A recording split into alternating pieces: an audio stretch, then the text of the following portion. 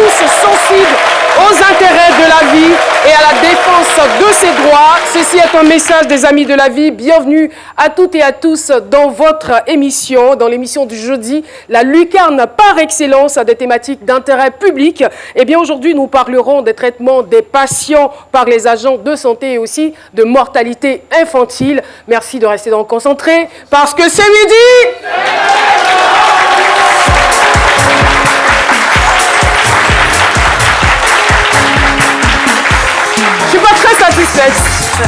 Je suis pas très satisfaite parce que nous avons un cri de victoire, pour ne pas dire un cri de guerre. Alors quand je dis parce que c'est midi, c'est maintenant, on doit sentir que vous êtes avec nous et que vous êtes prêts pour entrer de plein pied dans l'émission. C'est bon, on le refait? On est en famille, non? Il est midi, on est chez nous là ou quoi? Parce que c'est midi! Ouais!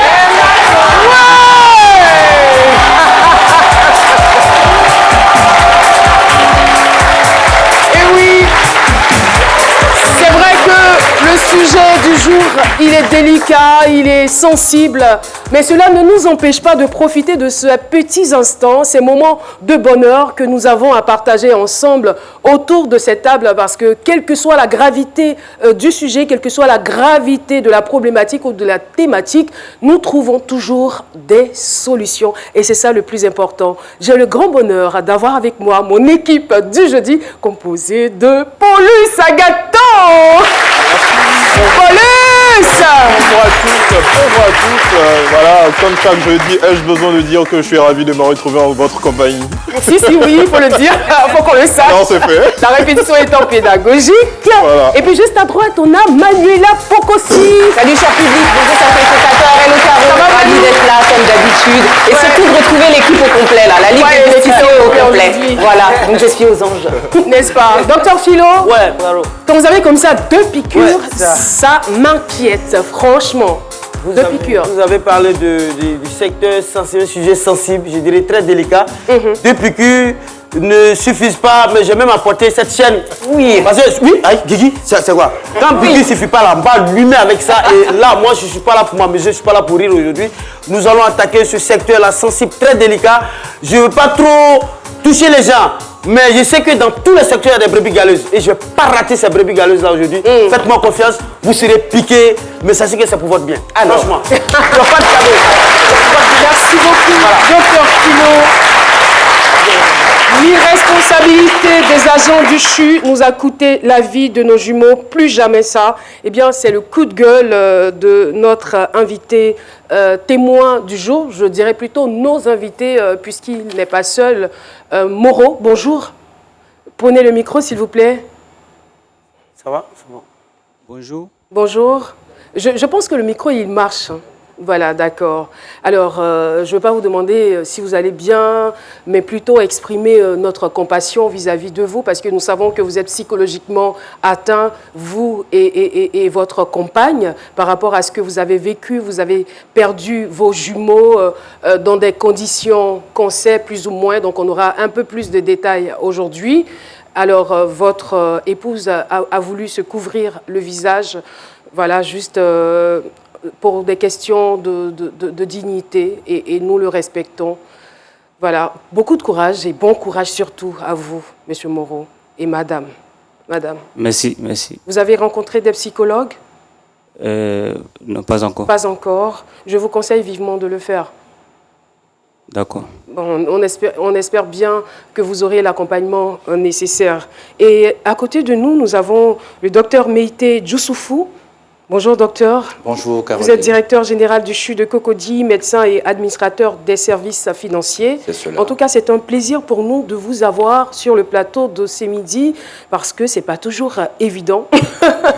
C'est pas toujours évident d'avoir des spécialistes qui sont reçus dans ce genre de contexte. Et on a souvent peur de perdre son poste, on a peur, l'émission est en direct, et on a peur de commettre des impairs. Vous avez eu le courage de venir, et on aura l'occasion, bien évidemment, d'avoir votre version des faits. Mais avant, comme je le disais, nous allons revenir sur l'histoire du jour. Je rappelle donc le thème, les responsabilités des agents du CHU nous a coûté, ou je dirais plutôt a coûté la vie à nos jumeaux. Plus jamais ça. La reconstitution des faits, c'est c'est avec la plume et la voix d'Adji Raymond. On se retrouve juste après pour en débattre. L'affaire défraie la chronique ces dernières semaines en Côte d'Ivoire. Dans une vidéo rapidement devenue virale sur les réseaux sociaux, Armand Moreau, père de jumeaux décédé en accouchement au CHU de Cocody, dénonce la précarité de la prise en charge de son épouse enceinte de 6 mois. Il est formel, elle est délaissée par les sages-femmes. Selon lui, bien que sa femme soit mise sous traitement pour faire passer la grossesse sans son consentement, les enfants sortis vivants sont privés de l'assistance médicale nécessaire, indispensable à leur survie. Ces efforts pour attirer l'attention du pédiatre de service ne servent à rien. Il affirme par ailleurs avoir fait l'objet d'un traitement méprisant de la part du personnel médical. Suite à la diffusion de cette vidéo, son épouse et lui ont été reçus le 13 avril dernier en audience par le ministre de la Santé Pierre Demba, en présence du directeur général du CHU de Cocody, Meïté Youssouf. Le ministre a rassuré le couple de la mise en branle effective d'une enquête pour situer les responsabilités sur ce drame. En attendant les conclusions de l'enquête, le couple Moreau vient sur le plateau de C'est Midi rendre son témoignage avec Caroline Da Silva.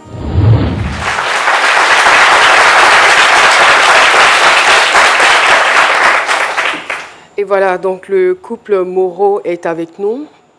Alors, Armand, on va essayer de revenir sur les faits. Vous avez écouté cette reconstitution et les faits se sont déroulés entre le 8 et le 9 avril au CHU de Cocody. Oui. Quels sont les souvenirs marquants que vous gardez encore de cette journée? Ben, quand on me pose la question, quand on me dit de raconter ce qui s'est passé, c'est comme si je vis le moment. Oui. C'est pas facile. C'est pas facile. C'est pas facile parce que moi j'ai 2 filles et je voulais vraiment un héritier.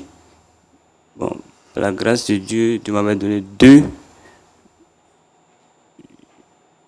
Je voulais à tout prix voir mes enfants auprès de moi. À tout prix. Et comment est-ce que vous vous êtes senti quand vous avez su que c'était des garçons qui venaient? Mais, ma femme peut témoigner. Quand la dame a fait l'échographie, quand elle a dit c'est 2 garçons, mais j'ai commencé à applaudir. J'étais fou de joie, quoi. J'étais content. Très, très content. Est-ce que c'était le cas pour madame? Dites-nous, lorsque vous apprenez que vous attendez des jumeaux, après l'échographie, je crois que l'échographie a été faite 3 mois après. Hein? Oui, c'est ça. L'échographie a été faite à 3 mois. Quand la sage-femme m'a dit, en tout cas, j'étais surprise. D'accord. J'étais surprise de savoir que c'était des jumeaux. C'était une surprise positive ou une surprise négative, enfin? Bon, pas négative, mais j'étais un peu confuse. Moi, des jumeaux, vous imaginiez votre vie avec des jumeaux, tout ça? Ouais. Là, c'est juste pour vous détendre un peu, hein, parce que je sais ce que vous vivez. Mais alors, Armand, oui. Alors on a suivi votre vidéo, cette vidéo-là qui est devenue virale sur les réseaux sociaux, où vous disiez que vous êtes arrivé au CHU de Cocody et vous portez une grave accusation, parce que selon vos dires, on aurait administré des médicaments à votre femme qui aurait précipité la sortie des bébés. Sur quoi vous êtes basé pour affirmer cela? Bon, je me suis basé sur ça parce que d'abord, quand on partait au CHU, c'était pour vraiment faire un cerclage pour ne pas que les enfants puissent passer. Et une fois là-bas, quand on met le sérum, ma femme, le mal vraiment se multiplie. Mais dans quelles conditions vous arrivez au CHU? Vous arrivez au CHU dans quelles conditions? Qu'est-ce qui s'est passé pour que vous soyez au CHU? Bon, d'abord, ma femme avait un peu mal au bas-ventre. D'accord. Donc, on est allé dans une clinique le plus proche. Et la sage-femme nous a dit que le col était en train de s'ouvrir. De se détacher, d'accord. Voilà, qu'on devait faire un séclage. Donc, quand on partait au CHU, en tout cas dans ma tête, c'était pour vraiment stopper, faire un séclage pour stopper la grossesse. Voilà. Et une fois là-bas, on fait rentrer ma femme dans la salle d'urgence. Et je suis là, on me dit rien. Et ma femme qui m'appelle maintenant au téléphone me dit on m'a mis sur perfusion. Pour moi, c'était pour calmer la douleur, gloire à Dieu. Et je suis là, on me dit rien. C'est moi-même qui vais vers le médecin maintenant. Quand vous dites je suis là, on me dit rien, ça a duré combien de temps? Vous avez attendu combien de temps avant? Je vais dire 30 minutes. 30 minutes. 30 minutes. D'accord. Quand il m'a appelé au téléphone, j'ai attendu 30 minutes. Et c'est moi-même qui suis parti vers le médecin. Pour dire, docteur, et l'état de ma femme, ça va? Et c'est là il va me dire, non, ta femme, où elle est arrivée là, on ne pouvait rien faire. Donc, il faut qu'on fasse sortir, on fasse sortir le bébé. Et là... Est-ce que cela était suffisant pour que vous accusiez les médecins d'avoir précipité la sortie des bébés ou d'avoir administré un produit qui aurait été à la base de la mort des enfants? Oui, parce que quand le truc a été... ils ont mis la perfusion, le mal... Ma femme, elle peut témoigner, le mal, elle criait, elle avait mal. Ça a accéléré la venue des enfants. Donc, alors, Madame Moreau, vous confirmez ces dires? Oui. Vous avez eu très mal? Oui. Et les bébés sont venus? Oui. D'accord. Moi, j'aimerais bien, heureusement que nous avons un spécialiste avec nous ici. Alors, il m'a dit que, enfin, il vient de nous dire que la femme est arrivée déjà souffrante. Donc, le col était en train de se détacher. Donc, elle a été prise en charge par les médecins et les bébés sont venus après. Donc, pour lui, il conclut que c'est la perfusion qui serait à la base de la mort de ces bébés. Qu'en dites-vous? D'accord, merci Caroline. J'ai rencontré le couple Moreau. Donc, c'est la deuxième fois que nous nous rencontrions. Tout à fait. Voilà, donc notre première attitude, on a vu la vidéo comme tout le monde. Hein. On a appris l'histoire à travers la vidéo. Notre première attitude, c'était d'apporter notre compassion à M. Moreau, parce qu'il a été vraiment bouleversé par cette situation. Donc, on a en face un père qui voulait à tout prix ses enfants. Malheureusement, le contexte médical, l'environnement médical dans lequel la grossesse s'est déroulée était défavorable. Il s'agissait d'une grossesse de 26 semaines d'aménorrhée. Il le dit tantôt, les douleurs ont commencé dans la journée du 8, dans l'après-midi. Ils sont arrivés au CSUCOM, donc au centre de santé communautaire d'Akodo, aux alentours de 20 h. Ils ont tenté eux-mêmes, en utilisant le Spasfon, de calmer la douleur. Certainement, le travail avait déjà commencé. Monsieur et Madame Moreau ont déjà... Est-ce que le médicament aurait accéléré non, précipité le travail? Non, le médicament n'a pas d'effet de tocolyse, en fait, pour arrêter le processus qui est en cours, qui est enclenché. Et ce que je voudrais dire, c'est que Madame Moreau devrait être au moins à sa deuxième, à son deuxième accouchement. En tout cas, et donc dans ce cas de figure-là, la dynamique de l'accouchement est beaucoup plus rapide. Une primipare, c'est plus lent. Donc quand vous imaginez qu'un travail qui commence dans l'après-midi, on se retrouve à 20 h dans un centre de santé, il le dit dans ses propos, le col était déjà ouvert à 2 doigts. Donc le col avait commencé à s'ouvrir pour permettre l'accouchement. Le diagnostic posé par la sage-femme, évacuation au CHU pour un cerclage, à l'effet d'arrêter le processus de l'accouchement. Donc effectivement, M. Moreau arrive au CHU, non pas pour un accouchement, mais pour stopper le processus de l'accouchement, donc éviter l'accouchement, pour permettre à ces enfants de rester dans une condition favorable pour eux, permettant leur développement harmonieux, avec la maturation conséquente des organes, notamment des organes vitaux comme le poumon. Ils arrivent à 22 heures au CHU. Le premier examen fait montre une dilatation relativement importante. Donc, cerclage impossible. Processus d'accouchement ne peut plus être arrêté. D'accord, on va essayer d'être un peu plus explicite pour les profanes. C'est-à-dire le niveau où elle était, ou l'étape à laquelle elle était, il n'y avait pas d'autre choix que de la faire accoucher. Oui, tout à fait. Il n'y avait pas d'autre choix. Voilà, tout à fait. Le col est une partie de l'utérus au moment de l'accouchement qui s'efface. Pour faire le cerclage, il aurait fallu que le col soit toujours présent pour faire un cerclage. Mais au moment de l'accouchement, n'est-ce pas, du travail, le col s'efface au fur et à mesure que la dilatation se déroule pour permettre justement à l'enfant de descendre. La présentation céphalique était déjà perceptible, avec la poche des os qui était bombante, donc ça veut dire que l'accouchement était imminent. Les médecins ont conclu à un accouchement prématuré inévitable.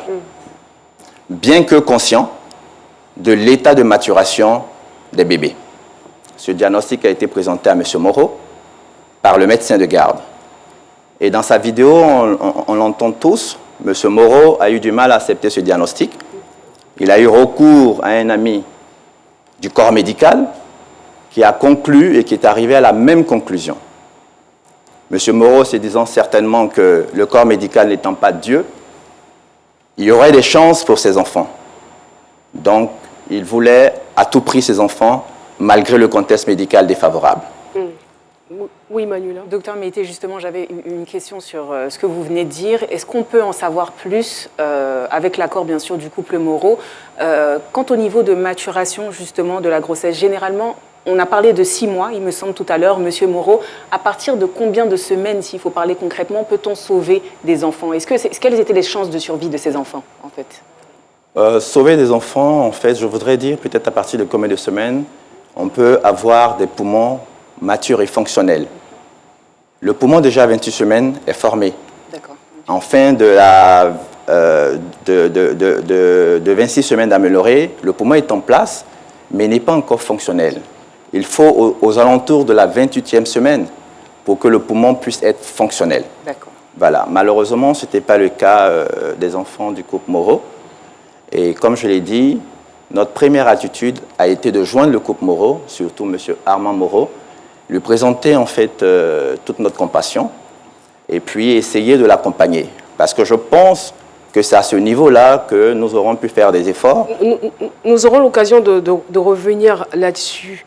Mais déjà, vous êtes en train de nous dire que c'était quasi impossible d'arrêter le processus de l'accouchement, bien que conscient de l'immaturité dans laquelle se trouvaient les prématurés.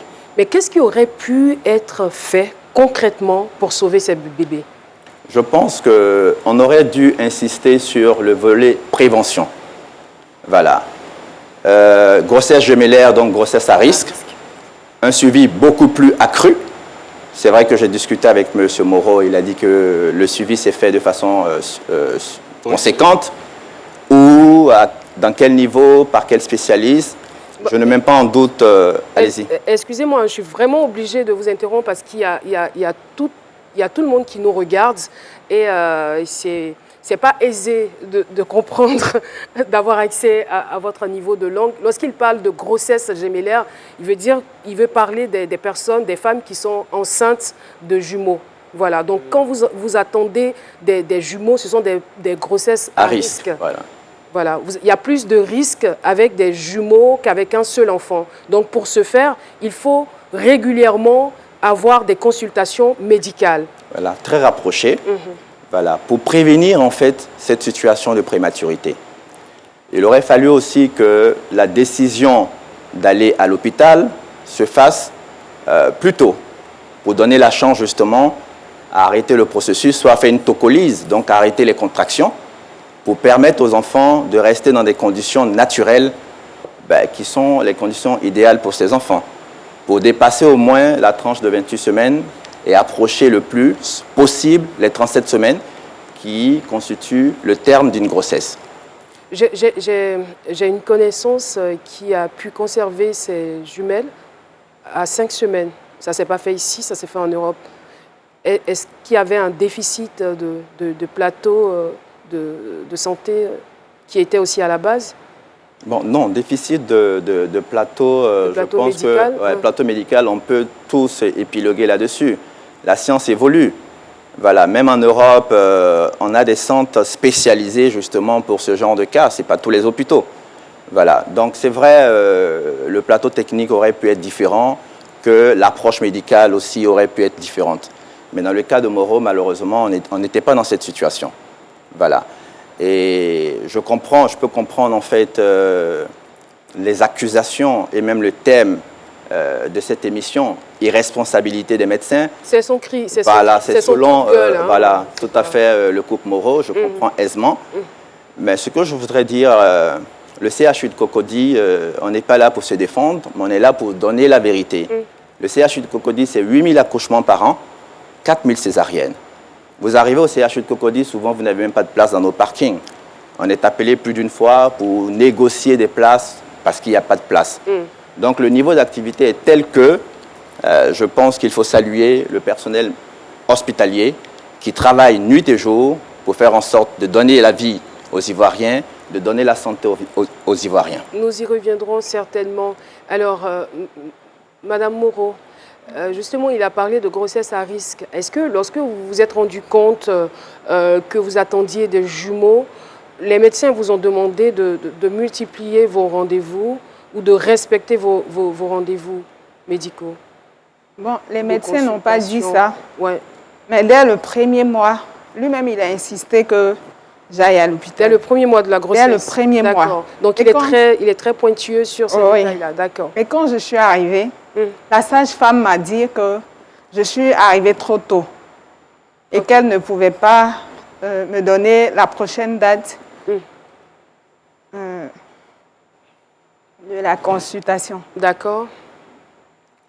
Donc, elle m'a demandé de faire une échographie avant de me donner la prochaine date. D'accord. Et tout allait bien? Oui, tout allait bien. Même lorsque vous avez su que c'était des jumeaux, vous êtes retourné à l'hôpital pour des consultations? Oui. Et tout allait bien? Tout allait bien. Et quand j'ai fait l'écho à 3 mois, voilà, j'ai fait.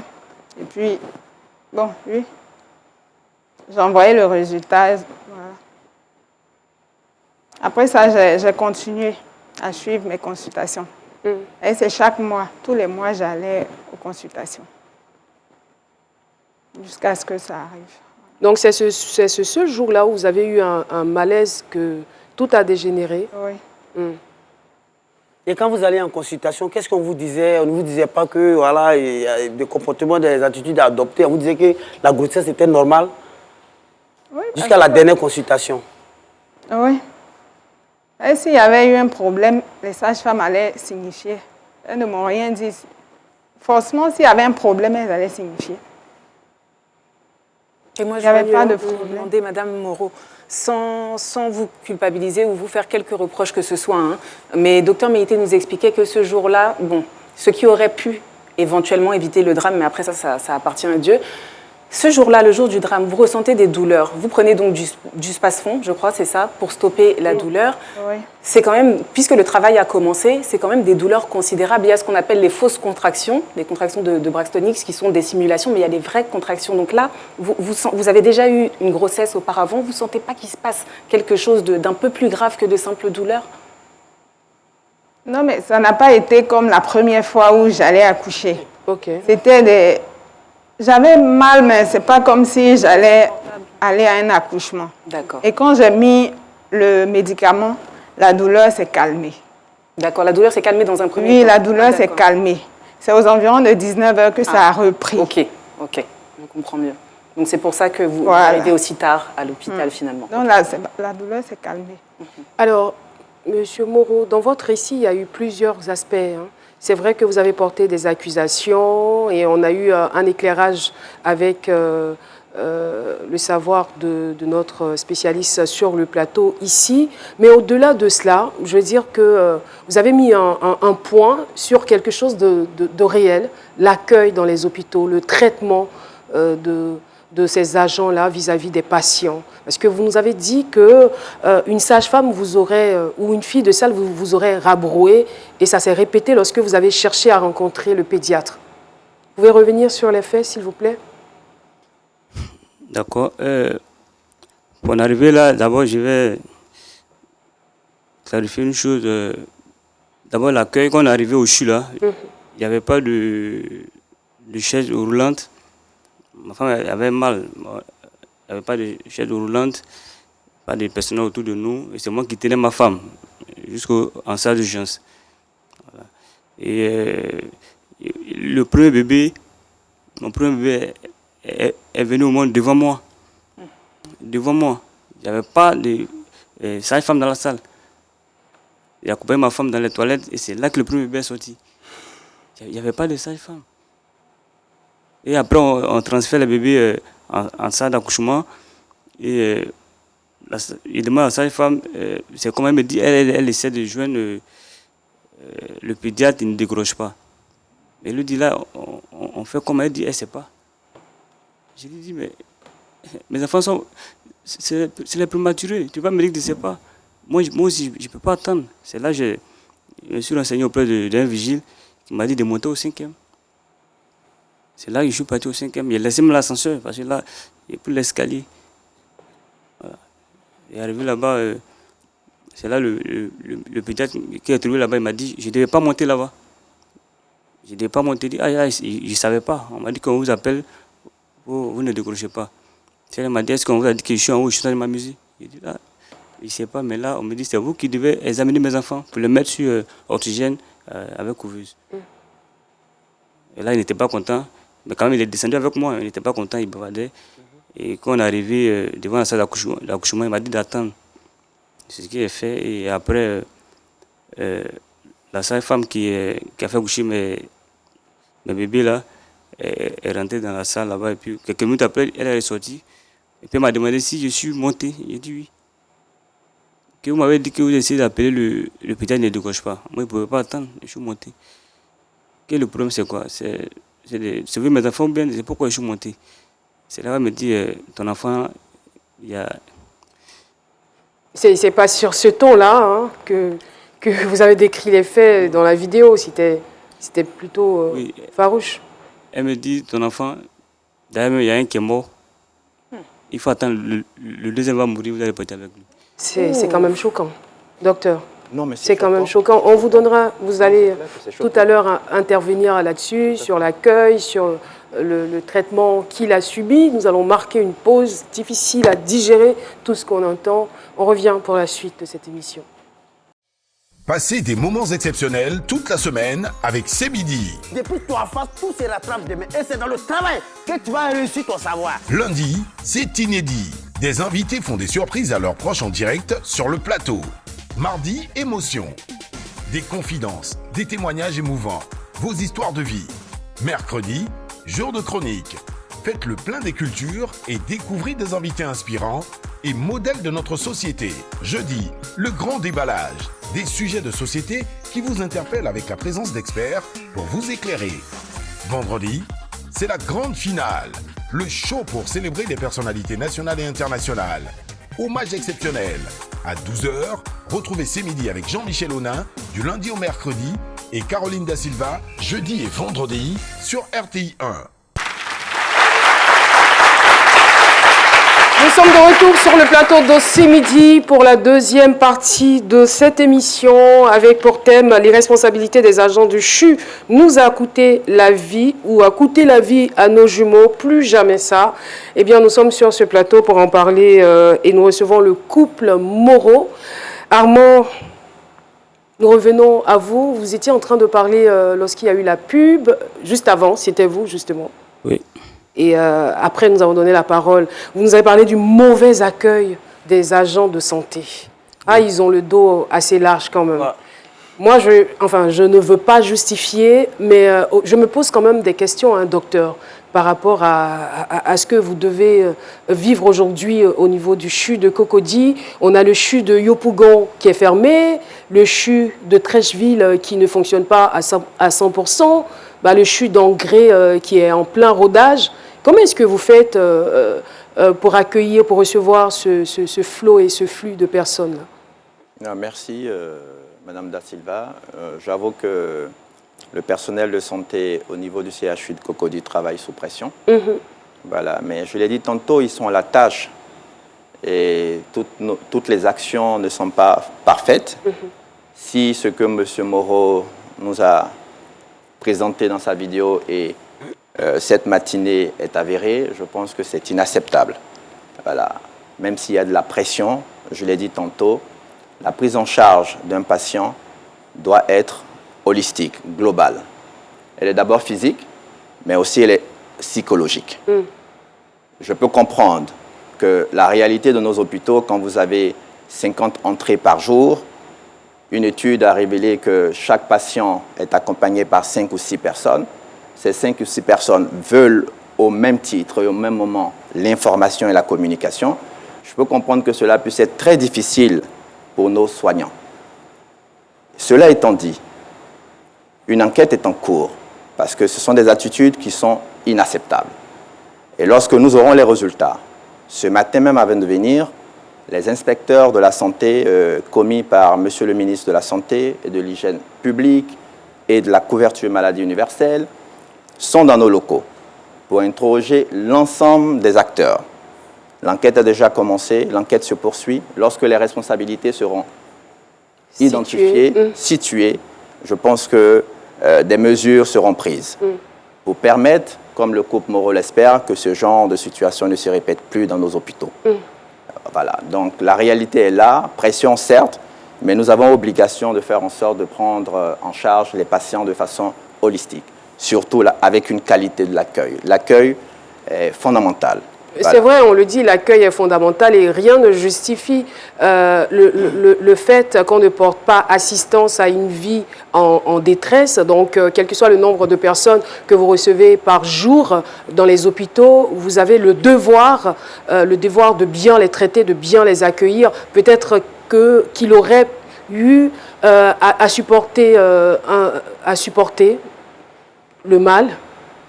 Il aurait peut-être, il ne serait pas aussi remonté parce que non seulement il perd ses enfants, il est psychologiquement atteint et de surcroît, il est maltraité, rejeté, méprisé à l'hôpital. Donc imaginez un peu les conditions dans lesquelles il s'exprime. C'est clair. Hein? Je pense que c'est des situations à éviter. Et c'est tout le sens de notre action. Quand j'ai rencontré le couple Moreau, je leur ai dit que c'était regrettable et qu'il aurait fallu, et ça, c'est vrai, ce qui se passe aujourd'hui, les réseaux sociaux, la parole est libérée, la communication est libre, c'est une bonne chose, mais le revers de la médaille, c'est que ce qui est dit, ce n'est pas tellement les faits, mais c'est les commentaires après, hein, n'est-ce pas, qui sont présentés. Vous allez voir la violence de ces commentaires. La population vient souvent très armée, très remontée contre le personnel médical. Surtout quand c'est récurrent. Oui. Voilà, parce que c'est pas des cas isolés. On a tous été victimes. On ne veut pas faire le procès de notre système de santé, mais tout le monde où on est, où on a peut-être un parent qui en a été victime. Donc, vous voyez, la réaction du public est tout à fait légitime et normale. Oui, elle est légitime, mais ce que nous préconisons, ou ce que nous sollicitons auprès de la population, parce que n'oubliez pas que ce sont des Ivoiriens aussi qui travaillent au niveau de ces CHU, dans ces hôpitaux. On a peut-être parmi nous des frères ou des sœurs qui ont décidé de faire ce métier noble. Est-ce que dès qu'ils deviennent agents de santé, ils deviennent inhumains? Moi, je ne pense pas. Voilà, donc il faut plutôt éviter, hein, moi c'est vraiment un conseil, il faut éviter de jeter l'anathème sur ce personnel médical. Parce que regardez nos statistiques, j'ai dit tantôt 8 000 accouchements par an, 4 000 césariennes. Le CHU de Cocody, c'est 50 000 entrées par an. Voilà, c'est vrai qu'on n'a pas tendance à voir les trains qui arrivent à l'heure, c'est ceux qui n'arrivent pas à l'heure qui font beaucoup de bruit. Mais au demeurant, je voudrais qu'on s'inscrive dans une approche non pas transactionnelle, où on vient parce qu'on atteint un service, mais qu'on s'inscrive dans une approche collaborative. Voilà. Il existe des plateformes aujourd'hui, on a Facebook, CHU Cocody, où vous avez la possibilité, pendant que vous êtes en difficulté, d'interpeller un administrateur. Il y a des gardes administratifs 24 heures sur 24 pour accompagner, pour pouvoir réguler un peu les déficits de communication. Et je vous assure que nous avons eu à prendre des décisions. Des médecins ont été suspendus, radiés. Voilà. Donc nous sommes prêts à accompagner la population. Et figurez-vous que le monde hospitalier, ça je peux les comprendre. Mais je pense que vous allez peut-être parler des difficultés que vous rencontrez là-bas. Oui. Oui, ce que je veux dire, c'est qu'ils se sentent incompris. Même souvent, une forme d'injustice parce que, comme je dis tantôt, les efforts sont faits. Ils travaillent dans des conditions souvent difficiles, la pression, mais ils sauvent des vies. Voilà, donc je voudrais inviter vraiment... Mais, pardon, je veux vous interrompre, je veux me donner le droit de vous interrompre. Quand on a par exemple un ratio d'un médecin pour 6 000 habitants, est-ce qu'on peut se sentir à l'aise d'exercer pleinement ses fonctions et ses tâches? Bon, le ratio, il est un peu différent par rapport à cela, aux chiffres que vous avancez. Mais dans tous les cas de figure, quand on choisit d'être médecin... Ce sont des chiffres qu'on a vus dans les recherches. Hein. D'accord. Je pourrais vous remettre la source. Ça dépend de la date, enfin, de la période, tout ça. Aujourd'hui, nous sommes un peu un médecin pour 4 000 habitants. Voilà, on a de bons ratios relativement. Et c'est vrai, on pourrait mettre les choses du côté des moyens. Mais moi, je pense plutôt que nous devons insister sur les questions d'organisation et de leadership. D'accord. Voilà. Le couple Moreau, et ça, je l'ai dit, on aurait pu faire mieux sur la prise en charge psychologique, sur l'accompagnement. Voilà, parce qu'on est en face d'une personne qui est dans une position de déni. Donc, il a besoin d'être accompagné psychologiquement. Et c'est cette situation de déni qui fait que M. Moreau se retrouve dans un bloc néonatal qui est interdit d'accès à toute personne étrangère sans précaution préalable. Et les médecins étaient effectivement, en tout cas selon les enquêtes préliminaires que nous avons eu à faire, étaient en train de faire des soins à un nouveau-né prématuré monté plus tôt, quelques minutes plus tôt, en salle de néonat. Donc, l'entrée de M. Moreau dans cette salle pourrait mettre en danger aussi la vie de ces nouveau-nés. Ceci pourrait expliquer un peu les échanges qu'il a eus avec le médecin. Mais tout en étant, le médecin est descendu. Voilà. Donc, je voudrais que, à la limite, que nous puissions être dans une démarche collaborative. Je l'insiste. Aujourd'hui, Facebook, c'est bien. Les réseaux sociaux, c'est bien. Mais il y a beaucoup de choses qui sont dites qui sont très loin de la réalité.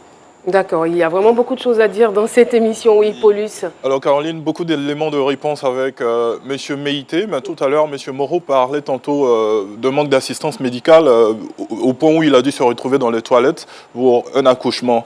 Est-ce qu'il n'y a pas un problème plus profond que cela? Est-ce un problème, par exemple, d'infrastructure, de personnel?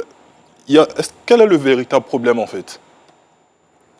Oui, en fait, je vous ai dit tantôt, les ressources, ce n'est pas une façon de, je vais dire, de se dérober de la question, de la problématique.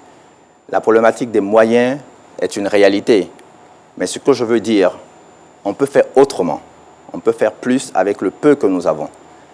Parce que la problématique des moyens, les ressources insuffisantes sont aussi vraies pour chacun de nous. Hein. On a déjà été devant une vitrine, on veut acheter quelque chose, on n'a pas de moyens.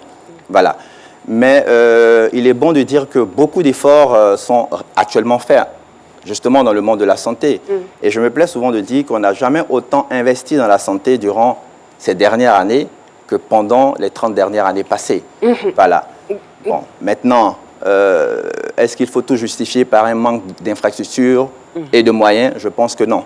Voilà. Je pense que c'est plusieurs aspects qui doivent rentrer en ligne de compte. Hein. Certainement que Manuela en parlera dans sa chronique.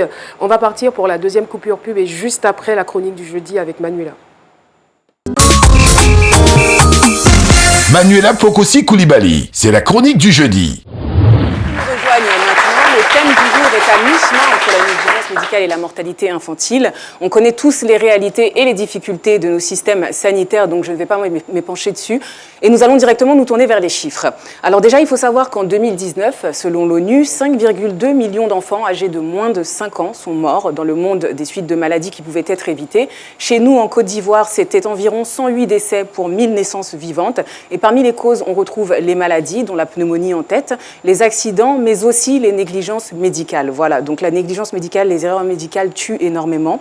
Alors il est vrai qu'à l'échelle mondiale, il y a eu des progrès au niveau du taux de mortalité infantile. En 90, un enfant sur 11 mourait avant d'atteindre l'âge de 5 ans, contre un enfant sur 27 en 2019. Et 2 continents sont en reste. Le premier, c'est l'Asie centrale et méridionale, et je pense que le deuxième, vous saurez l'identifier, c'est l'Afrique subsaharienne, qui a, eux deux, ces 2 continents, représenté 80% des décès des enfants de moins de 5 ans dans le monde. D'ailleurs, l'Afrique subsaharienne reste la région où le taux de mortalité infantile est le plus élevé au monde, avec environ un enfant sur 13 qui meurt avant son 5e anniversaire, et la moitié de ces décès se sont produits dans seulement 5 pays. La Somalie, en tête, qui possède le taux de mortalité infantile le plus élevé au monde. Là-bas, 14% des enfants n'atteindront jamais leur 5e anniversaire. Elle est suivie par la Centrafrique, l'Inde, le Nigeria et la République démocratique du Congo. Alors, que faire face à ce fléau ? On était en train d'égrener justement les solutions. Il y a bien entendu la prévention, comme le disait docteur Meïté. Il faudrait aussi au niveau de l'État, mais j'ai pas trop envie de taper sur l'État aujourd'hui parce qu'il en prend beaucoup et je pense que Philo va s'en occuper aussi d'ailleurs. Voilà, après la piqûre. Mais moi, je voulais simplement adresser un mot au personnel médical et au personnel soignant. Alors, c'est pas encore une fois à titre de reproche, mais simplement dire que vous exercez l'un des plus beaux métiers au monde. Lorsque vous embrassez cette carrière-là, vous prêtez serment, vous engagez à sauver des vies et vraiment, il faudrait on connaît les difficultés et les réalités que vous traversez, mais ça reste l'un des plus beaux actes et il ne faudrait pas perdre cette humanité qui est en vous. Elle ne doit pas s'incliner face à l'argent. Parce qu'il y a aussi ce souci-là. Parfois, on n'est pas pris en charge. Je l'ai vécu personnellement et je pense que beaucoup d'entre nous aussi l'ont vécu personnellement. On n'est pas forcément pris en charge pour des questions d'argent. Parfois, on peut aller aux urgences, se rendre aux urgences, et attendre plusieurs heures juste pour des questions financières. Donc, n'oubliez pas ce sermon-là et cet engagement-là qui est finalement très beau, voilà, au détriment de l'argent. Merci infiniment, Manuela Poutossi. Et sans transition, nous irons dans la chronique de Paulus. Paulus, on a 1 ou 2 réactions de la part... Tout à fait, tout à fait. Alors, Ghislain Ouattara, lui, pour sa part, ce problème avec le personnel peut se justifier par le fait qu'avec le problème d'emploi, beaucoup de personnes se retrouvent à s'orienter vers les métiers du corps médical sans vraiment l'aimer et ne le pratiquent pas forcément par passion. Et il y a également quelqu'un qui a évoqué le problème de l'interruption de grossesse à partir de 5 mois, voilà.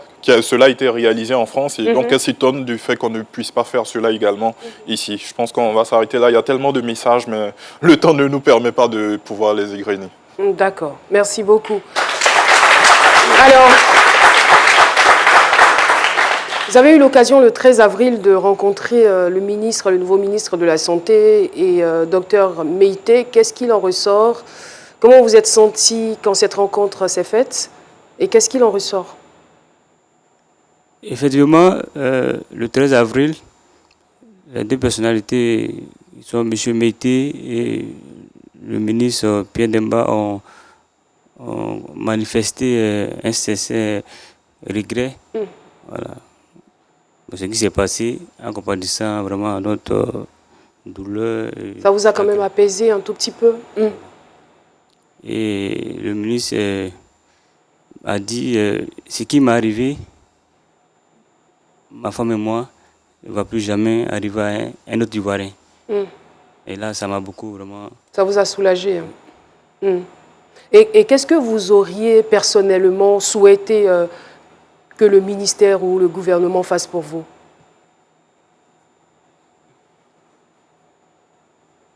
Bon, la question...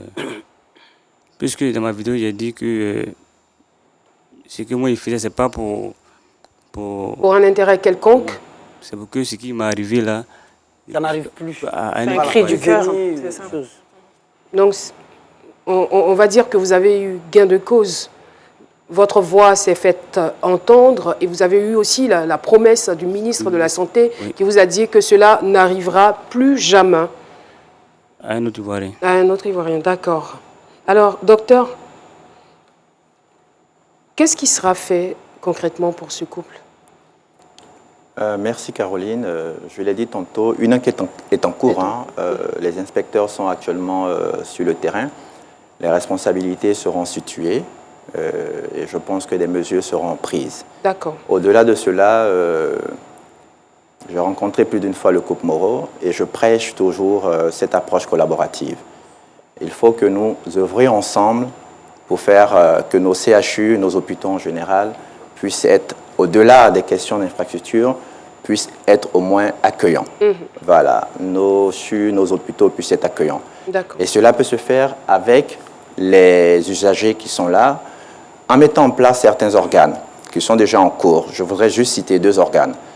Nous avons au niveau du CHU de Cocody le comité éthique, voilà, qui se charge de faire la promotion de tout ce qui est pratique éthique.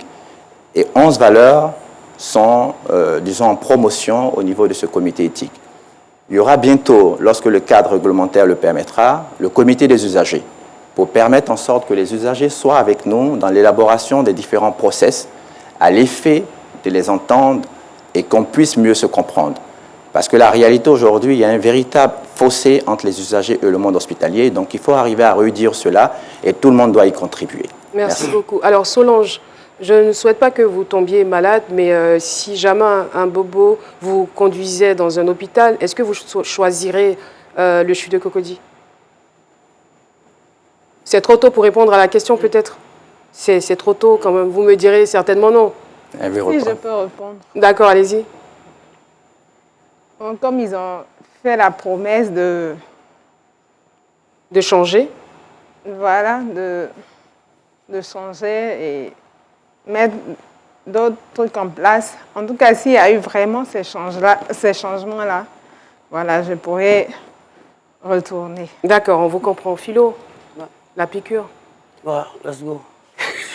Je suis dépassé, mais envoyez jingle là, je suis dépassé. La piqûre de Dr Philo. Je me demande si je pourrais faire cette chronique. Depuis même que M. Oro explique, je ne tiens même pas sur les gens en tant qu'un père de famille. Et puis voilà, dit que vivement que les choses changent, quoi. Les choses changent. Je ne vais même pas attaquer l'État, parce que l'État, même, je l'ai plus dit, il y a dans un autre État. Et puis, mais l'État peut mieux faire. L'État peut mieux faire. On a dit que le secteur de la santé, c'est un secteur sensible, très délicat. Donc quand je vois que le CHU de Yopougon est fermé depuis combien de mois, bon, vous voyez ça, des gens de Yopougon qui doivent monter dans l'ambulance, les embouteillages qu'on sait sur l'autoroute, arriver dans les autres CHU, bon, l'État peut faire, ils peuvent, l'État peut, mais ça fait mal. Vous êtes là, c'est un père de famille qui est en détresse, ça fait mal, c'est un père de famille. Moi, je n'ai même pas attaqué les trucs, souvent même, là, vous avez parlé de l'accueil, monsieur Tulou, vous êtes là pendant 50 minutes, vous êtes assis là, vous auriez dû faire mieux, vous travaillez là-bas. Mais à cause de quoi? C'est une brebis galeuse que vous vous retrouvez ici. Hein? Mettons l'accent sur l'accueil. J'ai dit que le premier soin du patient, c'est déjà l'accueil. C'est clair. Un bébé qui est là, qui est dans la détresse, quand il voit sa mère, il sourit. Quand le malade va, quand il voit l'accueil, il sourit. C'est infirmière, je vais le dire. Pourquoi c'est de vous qu'on parle chaque fois? C'est récurrent. On a parlé, après, aujourd'hui même, parler, merci. Après même, les chauffeurs de bagarre, c'est vous qui êtes en deuxième position. Non, mais soyez sûr. Il faut être regardant. Vous êtes le directeur général du CHU. Parfois, descendez, menez vos enquêtes, prenez des bons petits pour qu'ils soient vos yeux en bas. Parce que souvent, quand on arrive, moi, ma soeur est décédée il y a quelques mois. C'est pas, il n'est pas rentré dedans. C'est pas, il y a tout ça dedans, je vous jure. Et ça, c'est pas de l'humour, hein? C'est parce qu'on ne peut pas rentrer dedans. Mais ces filles-là, quand vous arrivez, c'est. Comment on appelle? Elles-soignantes, infirmières, soignantes de ces chaussures, on dirait pour les lépreux. Non. Là, je suis pas d'accord. Non, je suis pas d'accord. Après, c'est pour dire qu'il n'y a pas de travail, il n'y a pas de travail. On vous trouve un petit poste là. Faites-le bien.